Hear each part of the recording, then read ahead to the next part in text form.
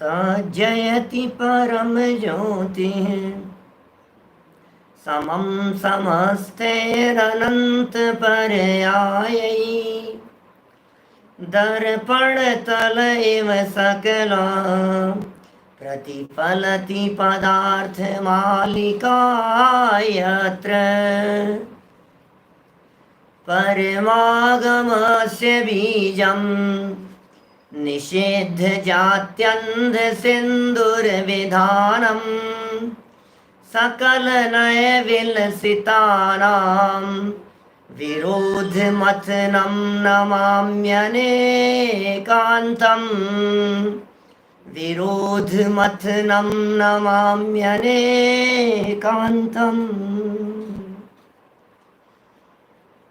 पुरुषार्थ सिद्धि उपाय नामक यह ग्रंथ है।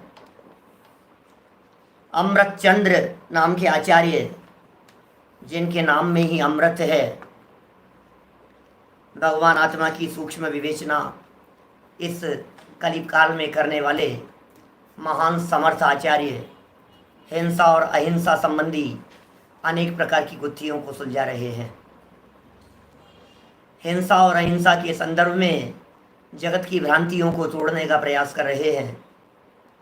एक एक बात अंतर की गहराई से और चिंतन की गहराई से निकलती है। जगत में हिंसा का पोषण करने वाले लोग भी कम नहीं दिखते हैं। जो लोग जगत में हिंसा की चर्चा का किसी भी रूप में पोषण करते हैं और वे कहते हैं इस प्रकार की हिंसा करने में तो कोई दोष नहीं है, ऐसी हिंसा तो कर लेनी चाहिए, अब इसमें तो क्या हो गया। तो इस प्रकार की खोटी युक्तियां जिनके जीवन में दिखाई देती है, उनकी कुयुक्तियों का निराकरण यहाँ किया जा रहा है। कल तक हम यहाँ आपके बीच में कितनी 3-4 युक्तियों की चर्चा हम कर चुके हैं। 4 युक्तियों तक की चर्चा आपके बीच में की जा चुकी है। पहली प्रकार की युक्ति तो यह बतलाई थी, धर्म के नाम पर हिंसा करने में दोष नहीं है। लोग देखना, आप कुतर्कों को देखना, समाज में तलाशना, जिन लोगों के बीच में आप उठते बैठते हैं उन लोगों के विचारों को, विकल्पों को कभी कभी सुनने की चेष्टा करना, आपको ऐसे तर्क दिखेंगे। नंबर 1, धर्म के नाम पर हिंसा में कोई दोष नहीं है। 2 नंबर, देवताओं के लिए की गई हिंसा भी दोष की भागीदार नहीं है, देवताओं के लिए हिंसा की जा सकती है। 3 नंबर कहते हैं गुरुओं के लिए, पूज्य पुरुषों के लिए यदि की है तो हमारे लिए थोड़ी ना की है, क्या तो हमारे लिए नहीं है, पूज्य पुरुषों के लिए की है। ये तीसरे प्रकार की कुयुक्ति है जगत में खोटे जीवों की। और चौथी प्रकार की कुयुक्ति कही थी कि बहुत जीवों की हिंसा की तुलना में एक जीव की हिंसा कर लेने में कम पाप लगता है। देखो, युक्तियां सुनने में तो हमें सरल सी लगती है, अच्छी सी लगती है, बात तो ऐसी लग रही है, बात तो सही है। जो युक्ति सामने वाला दे रहा है वो बात तो बिल्कुल सही है। आज 5वीं युक्ति पढ़ेंगे, 83 नंबर पेज, 83 नंबर का श्लोक है ना। लेकिन ये जो पिछली वाली युक्ति थी, ये कितने लोग कहते हैं एक इंद्रिय जीवों की हो रही है साहब, क्या इसमें क्या हो गया धर्म के नाम पर। अब ये कह रहा है एक इंद्रिय बहुत सारे होते हैं और त्रस एक होता है। आचार्य देव का कहना है त्रस जीव की हिंसा में ज्यादा पाप है, 2 इंद्रिय जीव की हिंसा में ज्यादा पाप है, 3 इंद्रिय जीव की हिंसा में और ज्यादा पाप है, 4 इंद्रियों में और ज्यादा, 5 इंद्रियों में और ज्यादा। उत्तर कहने का अभिप्राय ऐसा समझना, जो चीज जितनी दुर्लभता से मिली हो उसको छीन लेने का पाप भी उतना ही ज्यादा है, उसे छीन लेने का अपराध भी उतना ही बड़ा अपराध है। कौन से पाप को ज्यादा बड़ा पाप माना जाए? एक व्यक्ति ने ककड़ी चुराई है, एक व्यक्ति ने आम चुराया है, एक व्यक्ति ने किसी व्यक्ति का गोल्ड चुराया है, तो गोल्ड चुराने वाले को ज्यादा बड़ी हिंसा और ककड़ी चुरा करके ले जाने वाले को डंडा मार करके भगा दिया, चल कोई बात नहीं यार, ठीक है 5 रुपए की थी ना ककड़ी, कोई बात नहीं। आप बात समझने की चेष्टा कीजिए, बात क्या कही जा रही है, कहना क्या चाहते हैं आचार्य देव। जो चीज जितनी दुर्लभता से मिली, त्रस पर्याय का प्राप्त करना चिंतामणि रत्न जैसा दुर्लभ बतला दिया गया। छीन लिया आपने किसी व्यक्ति का गोल्ड, किसी व्यक्ति का धन, 11वां प्राण कहां है धन को, कितनी दुर्लभता से मेहनत की कमाई थी और किसी ने छीन ली, किसी ने लूट ली, किसी ने हड़प ली, तो उसकी तकलीफ कितनी ज्यादा होती है। ये कह रहे जिसकी जितनी ज्यादा तकलीफ, जितनी ज्यादा पीड़ा, पीड़ा देने वाले को उतना ही ज्यादा पाप कर्म का बंधन। एक इंद्रिय पर्याय छीन ली, उससे ज्यादा पाप 2 इंद्रिय पर्याय की छीनने में और पंचेंद्रिय पर्याय की छीनने में सबसे ज्यादा पाप। इसलिए जीव का संख्या कम है या संख्या ज्यादा है, इससे फर्क नहीं पड़ता है। फर्क इस बात से पड़ता है कि वो व्यक्ति कितना महत्वपूर्ण है। अभी यदि मैं पंचेंद्रियों के अंदर भी कैटेगरी बनाता जाऊं ना, पंचेंद्रियों के अंदर ध्यान देना, यहां नहीं लिखा है, आचार्य देव ने यहां सिर्फ पंचेंद्रियों तक की बात कही है। लेकिन यदि मैं अपने बुद्धि बल से कोशिश करूं थोड़ा सा खींचतान करके आगे बढ़ाने की, उसमें भी आगम आधारी है, अपना कुछ नहीं है, तो मैं ये कह सकता हूं मिथ्या दृष्टि को या अन्य मतावलंबी को हिंसा करने से ज्यादा पाप है जैनी की हिंसा। जैनी की हिंसा से ज्यादा पाप है सम्यक दृष्टि की हिंसा। सम्यक दृष्टि की हत्या से ज्यादा पाप है पंचम गुण स्थानवर्ती की हत्या। पंचम गुण स्थानवर्ती की हत्या से ज्यादा पाप है किसी मुनिराज का अपमान और मुनिराज की हत्या, उनकी विराधना। उत्तर वैल्यू ज्यादा है उनकी, मोक्ष के नजदीक है वो। सम्यक दृष्टि, एक अकेला सम्यक दृष्टि जीव इतनी प्रभावना करने में समर्थ हो सकता है जितनी हजारों लाखों करोड़ों अरबों खरबों मिथ्या दृष्टि जीव मिलकर के करने में समर्थ नहीं हो सकते। बोलो, गुरुदेव श्री का उदाहरण हमारे सामने प्रत्यक्ष है। बहुत एक सम्यक दृष्टि जीव, एक पंचम गुण स्थानवर्ती जीव से कितनी प्रभावना होती है। मिथ्या दृष्टि क्या प्रभावना करेंगे, एक मुनिराज कितनी प्रभावना करने में समर्थ है। ये मिथ्या दृष्टि, अज्ञानी, अविरति, पापी, गृहस्थी में फंसे हुए, ये क्या प्रभावना करेंगे, उनके जीवन से प्रभावना होती है। इसलिए कहते हैं ना, जवान से नहीं जीवन से प्रभावना करो। अब उनकी किसी ने हत्या कर दी, इसका मतलब प्रभावना के इतने बड़े योगदान में आपने अड़चन डाल दी, ये कितना बड़ा पाप होगा। उत्तर उत्तर बढ़ाते चले जाना इन सब चीजों को। ये सब अब आपने तो कह दिया, एक मुनिराज एक ही तो जीव है, एक मुनिराज एक जीव है, एक चींटी एक जीव है। किसी व्यक्ति से चींटी मर गई, एक व्यक्ति ने मुनिराज की हत्या कर दी, बराबर हो गए ना। अरे भाई क्या कह रहा है, किसकी बात कर रहे हैं, थोड़ा विचार विवेक रख,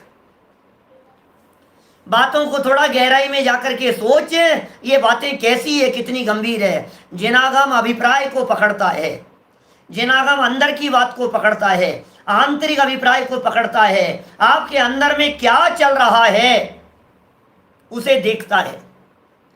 खोटे भाव और खोटे अभिप्राय जिनके अंतर में विराजमान हैं, बैठे हुए हैं, उनके माध्यम से प्रभावना नहीं होती है। प्रभावना भी उन्हीं के माध्यम से होती है जो सच्चे आराधक होते हैं। आराधना प्रभावना की हेतु हुआ करती है। जिनके जीवन में आराधना नहीं है, उनके माध्यम से प्रभावना का प्रदर्शन मात्र होता है, सच्ची प्रभावना नहीं होती।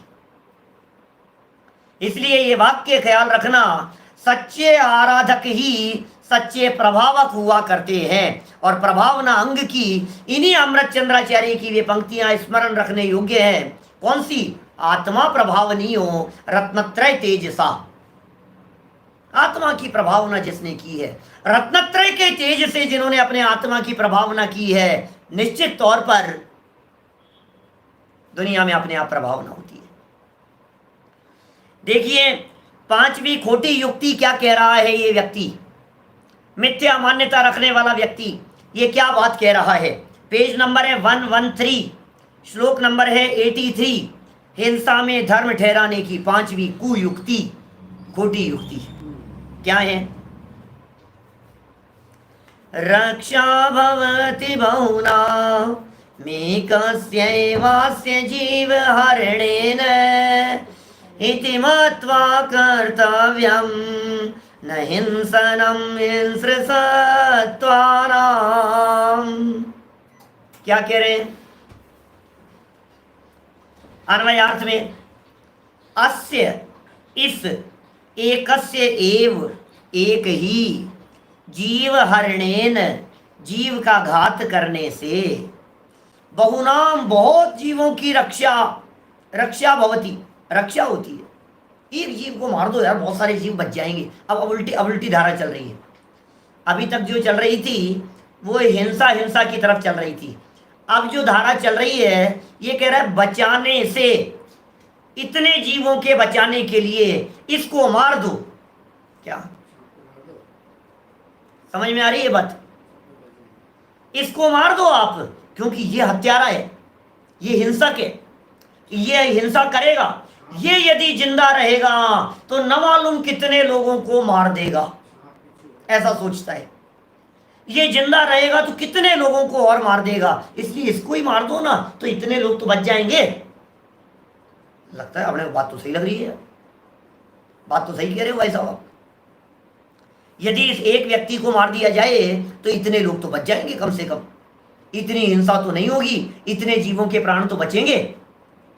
तो ये कह रहे हैं भाई, जवाब सुन, इति मत्वा ऐसा मानकर हिंस्र सत्वानाम हिंसक जीवों की भी हिंसनम माने हिंसा न कर्तव्यम नहीं करना चाहिए। हिंसक जीवों की हिंसा भी नहीं करना चाहिए। इति मत्वा ऐसा मानकर, आपकी मान्यता ही खोटी है। अरे हिंसा किस रूप में भली हो सकती है?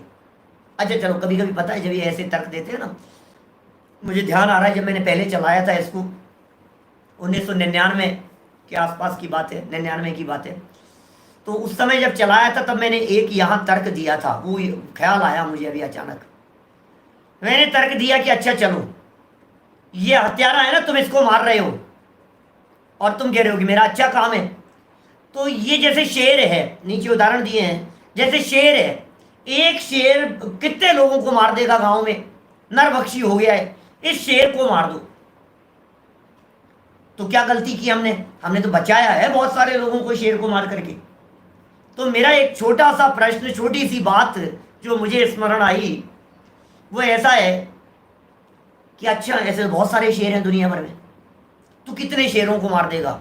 क्योंकि यदि कोई शेर नरभक्षी हो गए हैं, कोई सर्प है, यदि वो मान लो लोगों को काट जाते हैं तो तू कितनों को मार देगा? साहब कम से कम 10-20 को तो मैं मार दूंगा, जिससे इतने लोग तो बच जाएंगे, हजारों लोग बच जाएंगे। 10-20 को तो मैं मार ही सकता हूं। तो पता है हम ये कहना चाहते हैं कि क्यों नहीं तुझे ही मार दिया जाए, क्योंकि तेरे मारने से ये 10-20 तो बच जाएंगे। मैं सिर्फ तर्क देने की कोशिश कर रहा हूं आप लोगों को समझाने की दृष्टि से, मैं कोई मारने का पोषण नहीं कर रहा हूं।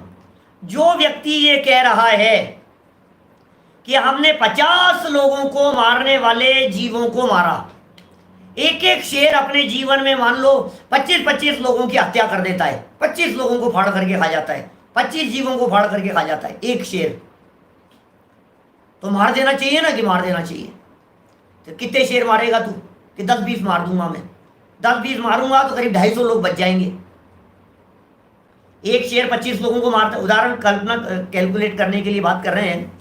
एक शेर 25 लोगों को मारता है, अब 10 शेर को मारने से 250 लोग बच जाएंगे। इसलिए क्या करना चाहिए अपने को? इनको मार देना चाहिए। तो हमारा सीधा सा तर्क है कि तू 250 को बचाने के लिए 10 को मारने की कह रहा है, और क्यों न हम उन 10 को बचाने के लिए अकेले तुझे मार दें तो वो 10 बच जाएंगे ना। इसी तर्क के आधार पर थोड़ी समझदारी तो रख, थोड़ा विचार विवेक तो रख। आचार्य देव कैसे तर्क दे रहे हैं, टीका पढ़ते हैं, देखो टोडरमल जी क्या लिख रहे हैं नीचे। अस्य एकस्य एव जीव हरणेन बहुनाम रक्षा भवति। इस एक ही जीव को मारने से बहुत से जीवों की रक्षा होती है, एक को मारने से। इति मत्वा हिंस्र सत्वानाम हिंसनम न कार्यम। ऐसा जानकर हिंसक जीवों का भी घात नहीं करना चाहिए। बोलो, ऐसा हमने समझ लिया। अब ऐसा समझ करके जितने हिंसक लोग हैं उनका भी घात नहीं करना चाहिए। भावार्थ और पढ़ लेते हैं, देखो फिर आगे बढ़ेंगे। क्या कह रहे हैं? सर्प हिंसक है। सर्प, सर्प के माध्यम से होती है हिंसा।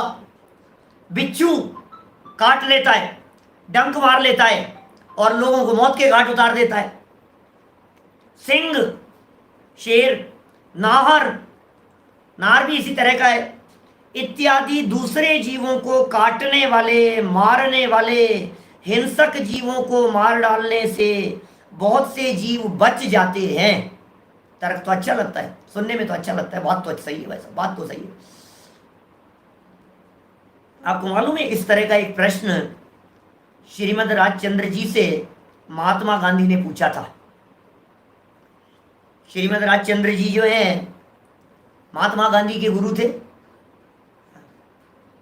महात्मा गांधी 3 लोगों से प्रभावित थे अपने जीवन में। टॉलस्टॉय का भी नाम है, इनका भी नाम, श्रीमद राजचंद्र जी का नाम है। कई प्रश्न पूछते थे और वे उनका जवाब देते थे। एक छोटी सी पुस्तक भी है, प्रकाशित है, शायद आगास वगैरह से कहीं से प्रकाशित है, जिसमें गांधी जी के प्रश्न और श्रीमद जी के जवाब इस तरह का है। तो एक छोटा सा प्रश्न गांधी जी ने पूछा उनसे कि यदि सर्प हमें काट रहा हो तो हमें उस सर्प को मार देना चाहिए कि नहीं?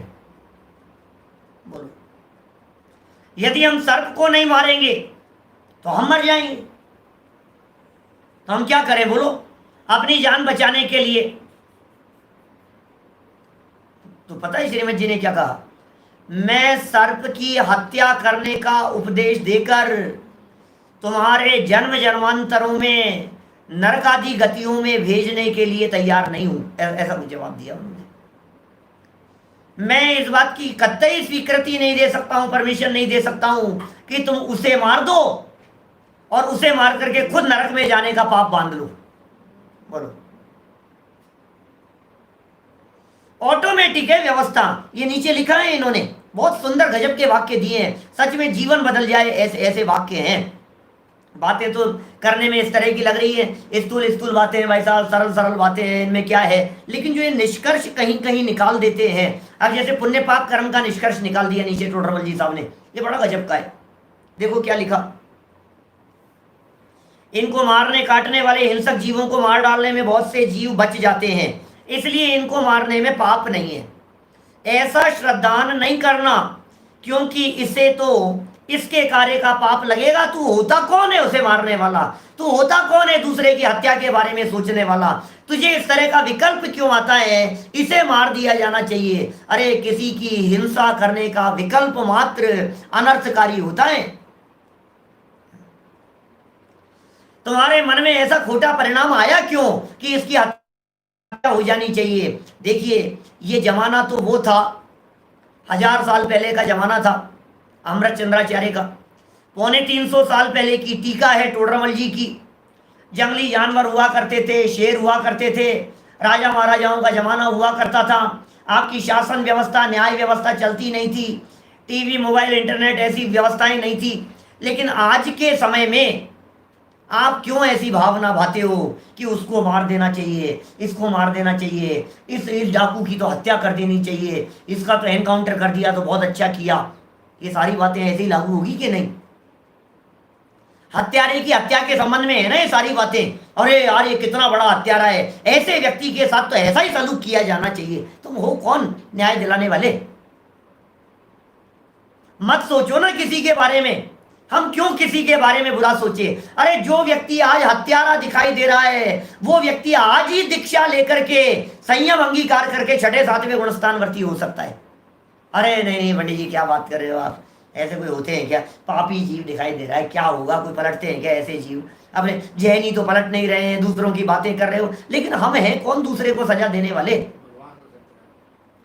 प्रकृति में ऑटोमेटिक न्याय है, प्रकृति में अन्याय नहीं होता कहीं भी, स्वयमेव न्याय होता है। हमारे विकल्पों से उसका तो कुछ होगा नहीं। हमारे विकल्प पर के लिए निरर्थक है और अपने लिए अनर्थकारी है। वो बातें हो गई। शायद बड़े पंडित जी का वाक्य है क्या पता नहीं, समय सार में तो इस तरह की चर्चाएं है ही खूब। अपना जो ये विकल्प है, बंद अधिकार की गाथाओं के अंदर खूब निष्कर्ष निकाले इस तरह के कुंद कुंदाचार्य देव ने। समय सार की मूल गाथाओं के अंदर इस तरह की बातें कही कि भाई जब वो अपने आयु कर्म से जीता मरता है तो तेरा जो बचाने का परिणाम है, ये परिणाम तो निरर्थक हो गया ना, क्योंकि बचाने में समर्थ तो है नहीं। तेरे को किसी जीव को मारने का भाव आया, अब वो अपनी आयु कर्म से मरेगा, तो तुझे जो मारने का परिणाम आया, ये तेरा परिणाम उस काम को करने में कितना समर्थ है, उस कार्य की दृष्टि से देखा जाए तो तेरा परिणाम निरर्थक है, बेकार है। क्योंकि इस परिणाम से कितने टके बटते हैं, कितनी फली फूटती है, ऐसे ऐसे कहावत चलती है ना इस तरह की। क्या होगा तेरे इससे, इन विकल्पों से क्या होगा? कार्य विकल्पों से नहीं होता, मूड व्यर्थ ही बोझा ढोता। कार्य विकल्पों से नहीं होता है, ये मूड है, व्यर्थ में बोझा ढोता है अपने माथे पर। तेरे विकल्पों से कुछ भी होने वाला नहीं। तो क्यों खोटे विकल्प करें, क्यों हिंसा के विकल्प करें, क्यों प्राणियों को मारने के विकल्प करें? बहुत सारी चींटियां हैं, अरे यार बहुत सारे जीव हो गए, सांप बिच्छू बहुत सारे निकल गए, मार दो इन सबको एक साथ, आग लगा दो इनको, जला दो इनको। भाई भाई भाई, जिसका जो होगा, तू तो पाप मत कर। सिखा रहे, जीवन जीने की कला सिखा रहे हैं। बोलो, सोच बदलने की बात कर रहे हैं, अभिप्राय बदल जाए, चिंतन बदल जाए। बदलना तो वही है। पर में तो ये जीव कुछ करता धरता है नहीं, पर में तो फेर बदल कर नहीं सकता है, पर में सुधार बिगाड़ की व्यवस्था तो हो नहीं सकती है, पर में इस जीव की चलती हुए ऐसा तो 3 काल में संभव नहीं है। उमाकांत जी साहब, चलती नहीं है हमारी कहीं पर भी। अब पर में तो चलती नहीं है, लेकिन विकल्प कर करके तू पर का कुछ नहीं कर रहा है, अपने आप का बिगाड़ कर रहा है। तो हमें क्या करना है बोलो कि पर में, अच्छा साहब आपने कहा ना, तो चलो मारना छोड़ देता हूं। तू होता कौन है मारना छोड़ देने वाला और मारने वाला? न तेरे मारने से बचते मरते हैं, न तेरे बचाने से बचते हैं। ये सिद्धांत है। मारने से मरेगा नहीं, बचाने से बचेगा नहीं। तो फिर साहब में तो फिर फल तो परिणामों का लगता है ना। तो मैं मारने के परिणाम नहीं करता, मैं बचाने के परिणाम तो कर लूं, उससे पुण्य तो लगेगा। तो आचार्य कुंद कुंद स्वामी ये कह रहे हैं कि तेरे बचाने के परिणाम जो तू कह रहा है पुण्य बनेगा, बन जाएगा पुण्य, लेकिन ये बचाने के परिणामों से भी होता क्या है ये तो बता। होता तो कुछ नहीं है, होना जाना तो कुछ नहीं है इन परिणामों से। और मैं बचा सकता हूं, ये जो मान्यता है ये मिथ्यात्व है। देखो सुनना, 3 बातें हो गई यहां। एक हो गई पर के जीने और मरने की परिस्थिति है। दूसरे प्रकार की बात हो गई उसके जिंदा रहने और मरने मारने का परिणाम। और तीसरा हो गया अभिप्राय। तो एक तो हो गई वो परिस्थिति, जिंदा रहा कि मर गया। ये किस पे डिपेंड करता है? बोले ये डिपेंड करता है उसके आयु कर्म के ऊपर। बराबर, कितने दिन रहेगा, कितना जीवन और जिएगा यहां, ये किस पे डिपेंड करता है? उसके आयु कर्म के ऊपर। बराबर, वो तो खेल ही अलग ही हो गया।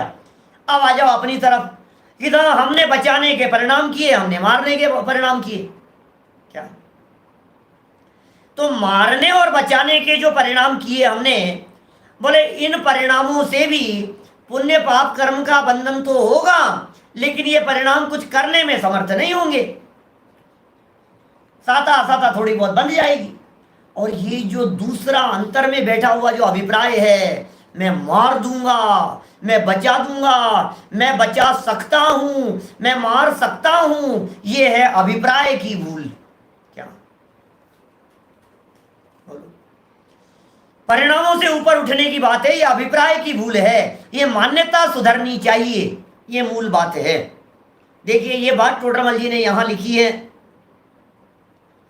क्योंकि इसे तो इसके कार्य का पाप लगेगा। उसे जब अपने आप ही उसके कार्य का पाप लगेगा तो तू जबरदस्ती काय को उसमें टांग अड़ा रहा है। समझ में आ रही है बात? उसको जब अपने पाप का फल अपने आप ही मिलने वाला है, तो तू हत्या का इल्जाम अपने माथे पर क्यों ले रहा है? मैं आपसे पूछ रहा हूं, एक व्यक्ति अपनी मौत मरने वाला है, कभी ऐसा ऐसा प्रसंग सुना क्या आपने कभी? एक व्यक्ति, उसकी हत्या का परिणाम था, सुना आपने? हैं? दादा सुनाते हैं शायद। हैं? एक एक व्यक्ति, उसने किसी की हत्या करने का परिणाम किया, हत्या करने का परिणाम किया, उसको जान से मार दूंगा मैं। अच्छा, अब क्या हुआ? उसके घर में जाकर के छिप गया। परिचित तो था वो, जानकार तो था, लेकिन घर में जाकर के छिप गया कि रात के अंधेरे में अचानक मैं इसको जान से मार दूंगा। अच्छा, अब क्या हुआ?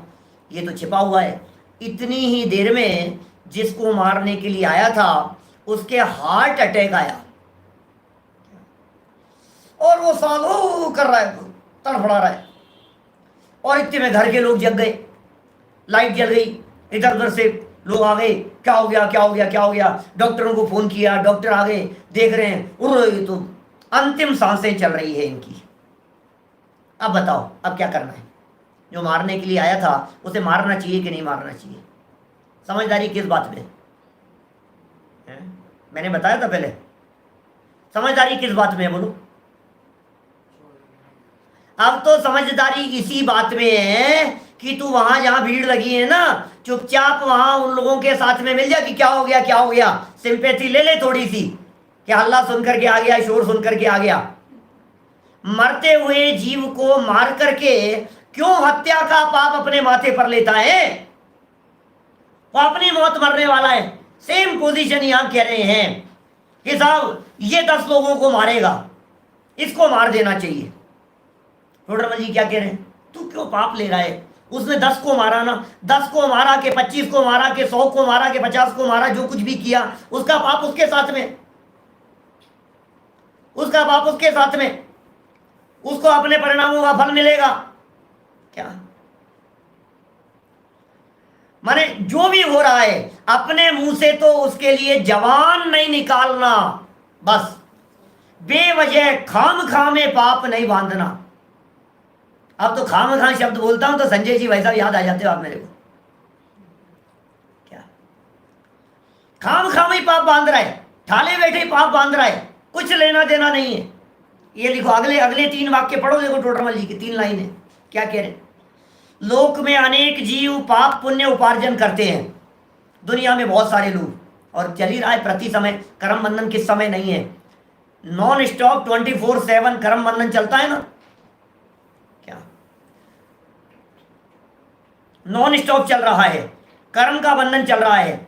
नितेश अजमेरा जी साहब हमारे, बोलो, नॉन स्टॉप चल रहा है ना ये कर्म बंधन, बराबर बराबर बराबर, सोते समय भी, कोमा में पड़े हुए भी, बेहोशी की हालत में भी लगातार कर्म बंधन चल रहा है।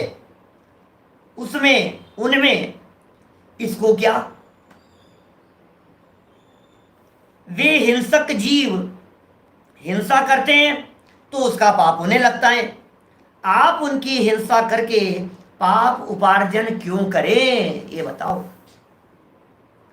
हिंसक जीव था, हत्यारा था, उस हत्यारे और हिंसक जीव ने हत्या की, हिंसा की और पाप बांधा, जो भी किया वो उसके साथ में। तू जबरदस्ती बीच में, और बेगानी शादी में अब क्या दीवाना, अब्दुल्ला दीवाना जो भी है, तू क्यों जबरदस्ती फंसने की कोशिश कर रहा है? बिना मतलब के व्यर्थ के विकल्प मत कर, ये मूर्खतापूर्ण विकल्प है, ये विकल्प समझदार व्यक्ति के द्वारा करने योग्य नहीं है। क्यों करें आप उसकी हिंसा के पाप उपार्जन, क्यों करें? 5 युक्तियां हो गई भाई साहब, यहां खोटी युक्तियां। अब हमें तो युक्तियां भी नहीं पता है।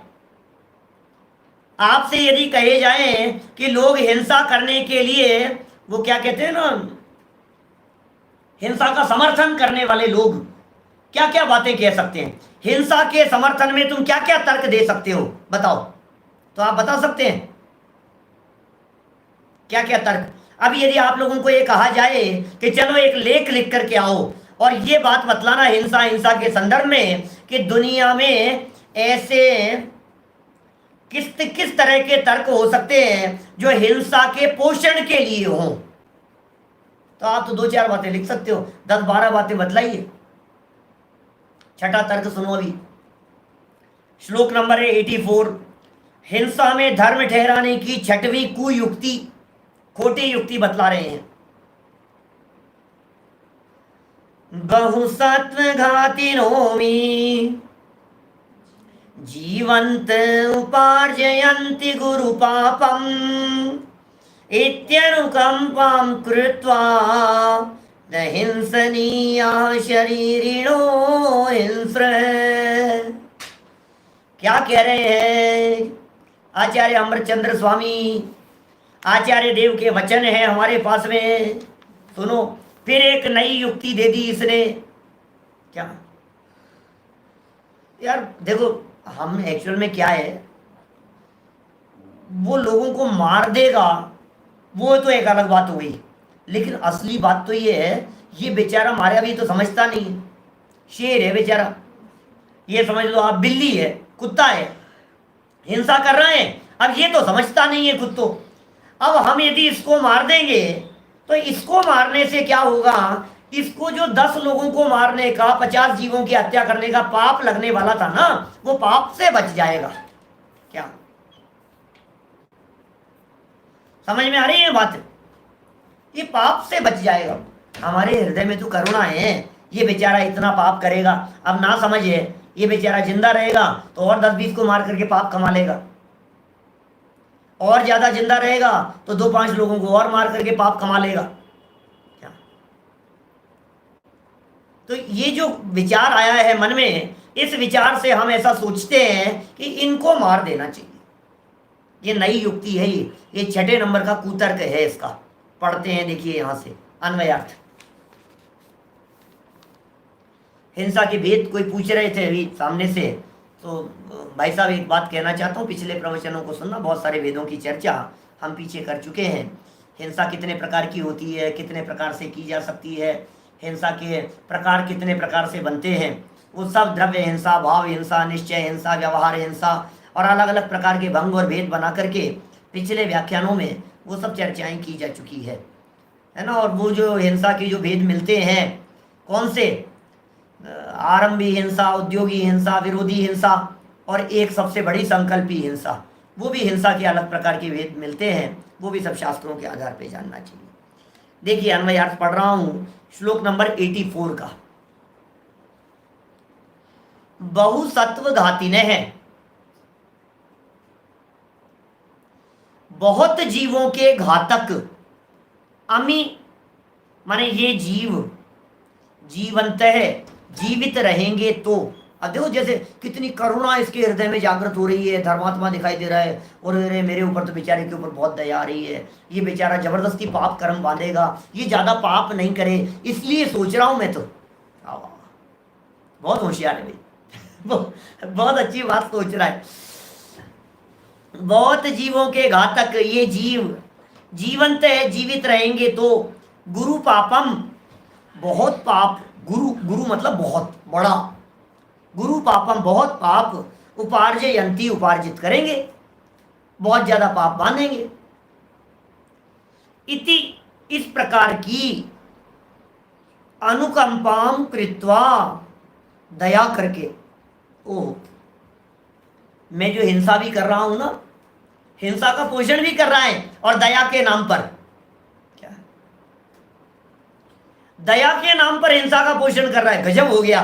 दया तो करुणा परिणाम को कहते हैं, दया तो बचाने के परिणाम को कहते हैं, दया में तो दिल भीगा हुआ रहता है, लेकिन ये दया के परिणामों में भी हिंसा। आप सोचिए, यदि ये वाक्य यहां नहीं पढ़ के मैं अभी किसी भी व्यक्ति से पूछता, आपसे, एक आम आदमी से, स्वाध्यायी व्यक्ति से, कि दया के परिणामों में हिंसा हो सकती है या नहीं, बताओ। यह अमृत चंद्राचार्य की सूक्ष्म दृष्टि है। बोले तू दया कर रहा है, अभी नीचे एक और दया की चर्चा की, अगले वाले श्लोक में चल करके एक और दया की चर्चा की है। बेचारा बहुत दुखी है, इसको दुख से मुक्ति मिल जाएगी चर्चा कर। यहां क्या बात कह रहे हैं, दया करके हिंसक जीवों को नहीं मारना, तू सोच रहा है मैं दया कर रहा हूं, मेरे दया करने से ऐसा हो जाएगा। कितनी बड़ी गलतफहमी में है कि नहीं, बेचारे को पाप से बचा रहा हूं, बेचारे को हिंसा से बचा रहा हूं, बेचारे को अपराध से बचा रहा हूं, मेरे ऐसा करने से कम इसको तो ज्यादा पाप नहीं लगेगा, ऐसा सोचता है। टीका टीका पढ़े। बहुसत्वघाती ने अमी जीवंत है गुरु पापम उपार्जयंती। बहुत जीवों को मारने रह छूट गया है, शायद बीच में रह छूटा, माने लिखा है। बहुत जीवों को मारने, पुरानी वाली में सही है, नई पुस्तकों में रह छूटा हुआ है, मार रहे रह शब्द बीच में, रह अक्षर बीच में आएगा। बहुत जीवों को मारने वाले ये पापी जीते रहेंगे। मान लो पापी जीव है और ये यदि जीते रहेंगे तो बहुत पाप उत्पन्न करेंगे। इति अनुकंपा कृत्वा हिंसा न हिंसनीय। इस प्रकार दया करके हिंसक जीवों को भी न मारो। क्या? हिंसक को भी मत मारो। क्या? पुरानी पुस्तकों में सही है जितेंद्र जी, हिंसक को भी मत मारो, हत्यारों को भी मत मारो। ख्याल में आ रही है बात? हमने हेडिंग क्या दिया है इन दोनों श्लोकों का? हेडिंग क्या है? हत्यारे की हत्या भी नहीं, हिंसक की हिंसा भी नहीं। पापी अपने आप पाप का फल भुगतेगा। पापी को पाप फल की सजा देने वाले तुम होते कौन हो? बस यही विचार करना, अपने अपने कर्मों का फल सबको मिलता है, स्वयं मिलता है, अपने आप मिलता है, अपने कर्मों का फल मिलता है, ऑटोमेटिक मिलता है। हमारे करने से कुछ नहीं होता, इसलिए विकल्प करने की भी जरूरत नहीं है। अभी बीच में गई थी ना शायद मैंने लाइन, मूर्ख व्यर्थ ही बोझा ढोता। मूर्ख है, बोझा ढोए जा रहा है जबरदस्ती अपने माथे। ऐसा कर लेता हूं, ऐसा कर लेता हूं, होना जाना कुछ नहीं है, कर पाएगा नहीं, करने की सामर्थ्य तेरे में है नहीं, तू कुछ कर सकता भी नहीं है, वस्तु स्थिति भी नहीं है, व्यवहार से भी तू कुछ नहीं करने की पात्रता रखता है, और उसके बावजूद भी व्यर्थ के विकल्प करता है। देखो, इस प्रकार दया करके हिंसक जीवों को भी न मारो, दया करके भी, क्योंकि इस तुम्हारी दया में भी हिंसा छिपी हुई है, तुम्हारी दया में भी हत्या छिपी हुई है। इसलिए जबरदस्ती के दया के काम मत करो। अरे अरे बेचारा, देखो ये जो बिल्ली थी ना, ये चूहे के पीछे पड़ी हुई थी, हमने बिल्ली को मार दिया। ये जो चिड़िया है ना, ये बार बार में आती थी और चींटों को खाती थी, इसलिए हमने क्या किया, इस चिड़िया को मार दिया। हत्यारी है। करते हैं लोग इस तरह का, छिपकलियों को मार देते हैं, कॉकरोच वगैरह, इनको तो मार, मतलब जो किसी दूसरे प्राणियों को मार रहा है तो उसे मार देता है। और उसमें क्या कहता है, एक तो ये कि वो ज्यादा जीवों को मारता है इसलिए इसको मार दिया, और दूसरा तर्क क्या है, दूसरा तर्क क्या है, दया, दया करके मैंने तो इसके ऊपर भलाई किया भैया, मैंने इसका मार करके कौन सा हित किया, मैंने तो इसका मार करके भलाई किया है। ऐसा आपको पता है, ये जो है ना नाथूराम गौडसे, मोहनदास करमचंद गांधी की जिन्होंने हत्या की, भरे मैदान में 3 गोलियां दाग दी सामने से, नाथूराम गौडसे, उन्होंने किताब लिखी। और आप यदि उनकी किताब को पढ़ो तो आपको ऐसा लगने लग जाएगा कि यार ये क्या कर रहा है, ये तो सही आदमी है यार, और सही किया इसने तो, यार क्या कर रहा है, क्या कह रहा है। उसने किताब लिखी, मैंने क्यों मारा गांधी को। ये किताब है नाथूराम गौडसे की लिखी हुई। बोलो, आपको मिल जाएगी, कहीं भी बुक स्टॉल पे मिल जाएगी, इंटरनेट पे तलाशेंगे तो मिल जाएगी। उस किताब के अंदर उसने सारे तर्क दिए, मैंने क्यों मारा महात्मा गांधी को, ये तर्क दिए उसने। लेकिन यहां आचार्य अमृतचंद्र स्वामी कह रहे हैं, तू कितने भी तर्क क्यों नहीं दे, क्या कितने भी तर्क दे ले तू, लेकिन हम ये कहना चाह रहे हैं, इन तर्कों से तुझे हिंसा करने की परमिशन नहीं मिल सकती है। कितना भी अच्छा काम क्यों नहीं हो, कितना भी दुनिया के जीवों का भला क्यों नहीं हो, लेकिन हत्या करने की, हिंसा करने की परमिशन नहीं मिल सकती। ये समझ लेना। देखिए भावार्थ पढ़ते हैं अपन, यहां पर क्या लिख रहे हैं भावार्थ में। शिकारी, शिकारी ये सब शिकार करता है, बहुत सारे जीवों को मारता है। चिड़ी मार, ये शिकारी, ऐसा समझ लो, शिकारी तो ऐसे आप पापियों के संदर्भ में समझ लो जो हिरण आदि का या पशुओं का शिकार करते हैं। शेर चीते आदि का, हिरण आदि का शिकार करने के लिए वे शिकारी। और चिड़ी मार कौन? जो पक्षियों को मारते हैं, वे चिड़ी मार। बाज इत्यादि जो जो हिंसक हैं वे जीवित रहेंगे तो बहुत पाप करेंगे। हम इनको नहीं मार रहे, बाज को मार रहे हैं, वो जीवित रहेंगे तो बहुत पाप करेंगे और अनेक जीवों को मारेंगे, पाप भी करेंगे, बहुत सारे जीवों को मारेंगे भी। इसलिए इनको मार देना चाहिए। क्या करूं, प्रकरण सारा हिंसा हिंसा के संदर्भ में इतना स्थूल चल रहा है। अमृतचंद्राचार्य की इन पंक्तियों के आधार पर, और टोडरमल जी ने भी, हो सकता है टोडरमल जी ने, शायद ये भी हो सकता है कि टोडरमल जी की अंतिम कृति बची हो और लिखते लिखते जीवन पूरा हो गया इसलिए पूरी नहीं कर पाए हो। छोड़ तो नहीं सकते, बीच में छोड़ी तो नहीं होगी, जीवन ही पूरा हो गया टोडरमल जी का, यही कारण समझना चाहिए अपने।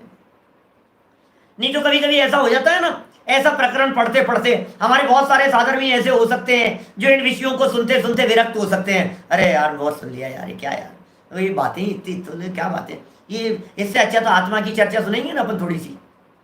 त्रिकाली दुर्गाय भगवान आत्मा की चर्चा सुनेंगे तो शायद सम्यक दर्शन के नजदीक पहुंचेंगे। इसमें क्या बता रहे हैं ये?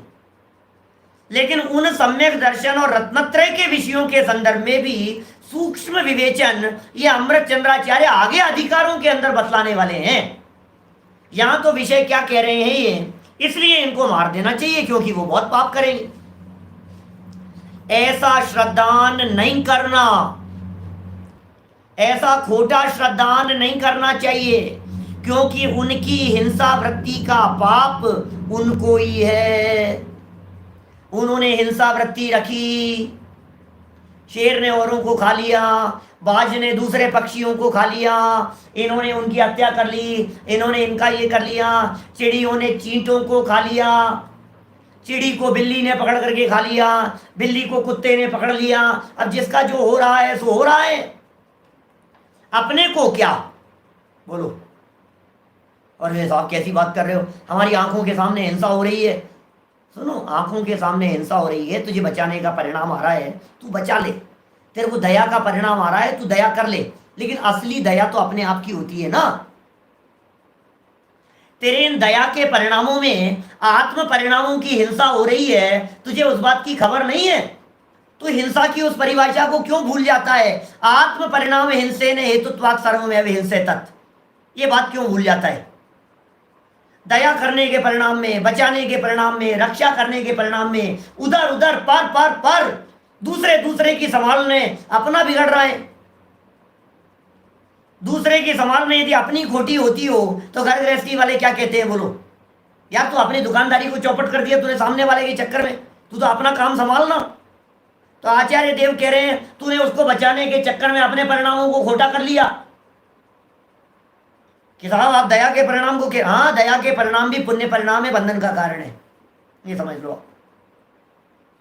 राग का परिणाम है ना, पीछे कह करके आए हैं ना यही अमृतचंद्राचार्य देव, तो भूलने योग्य बात तो नहीं है। स्वरूप के प्रति सावधानी सदा काल रखने योग्य है। इसलिए उनकी हिंसा वृत्ति का पाप तो उनको ही है, अपने को क्या। यदि हो सके, अब शिक्षा दे रहे हैं, बहुत सुंदर सुंदर लाइन है, अनुकरणीय शिक्षा है। यदि हो सके तो उनकी उस पाप क्रिया को छुड़ा देना, ये भी हो सके तो कह रहे हैं।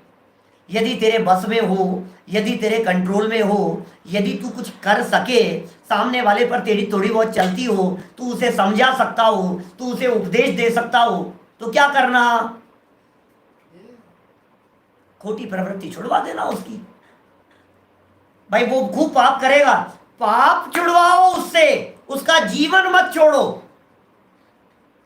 ये पाप तो छुड़वाने की नहीं सोच रहा है और उसको मौत के घाट उतारने की सोच रहा है। हिंदुस्तान में आजकल क्या हो रहा है, जगह जगह इस प्रकार की घटनाएं घट रही है, एनकाउंटर कर देते हैं सीधा। ये हो रहा है वैसा, उसने ऐसा कर दिया था, हमने भी उसके साथ में ऐसा कर दिया, ये हो रहा है जगह जगह।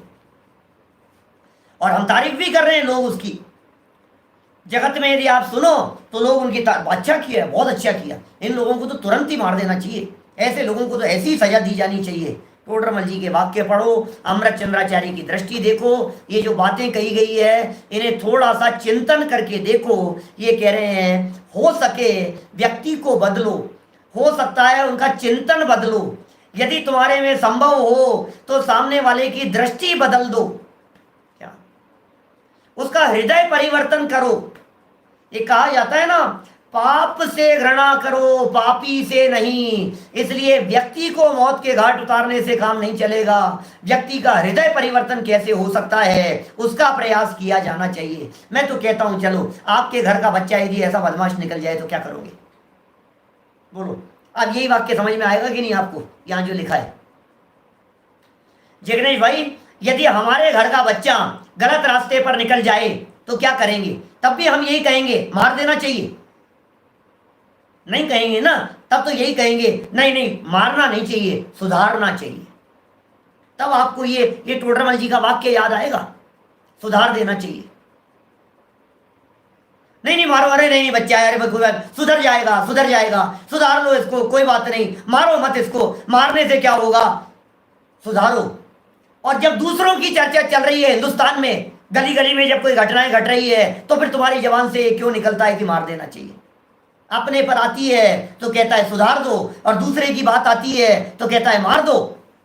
यह अन्याय नहीं चलेगा भाई साहब। यहाँ ये जनागम है, आपको आपके परिणामों का फल मिलता है, परिणाम संभालो, परिणाम सुधारो। और एक वाक्य जो हमेशा कर्म सिद्धांत के प्रवचनों में कहता हूं मैं अंत में, परिणाम सुधारो की बात तो कहते हैं, लेकिन परिणाम सुधरेंगे कैसे, अपरिणामी के लक्ष्य से परिणाम सुधरते हैं। लक्ष्य अपरिणामी का करो, लक्ष्य गायक का करो, लक्ष्य स्वभाव का करो, लक्ष्य अपने टिकाली ध्रुव गायक भगवान आत्मा का करो, क्योंकि उसकी दृष्टि के बिना परिणाम सुधरते नहीं है। हम सभी अपरिणामी गायक भगवान आत्मा के लक्ष्य पूर्वक अपने परिणामों को सुधारते हुए अल्प काल में सिद्धत्व की प्राप्ति करें। इसी मंगल भावना से बात को यहीं विराम देता हूं। निज निधि निज में बताई यह अनंत उपकार है, उसके लिए जिन वाणी माँ को वंदना शत बार है, वंदना शत बार है। नौ बार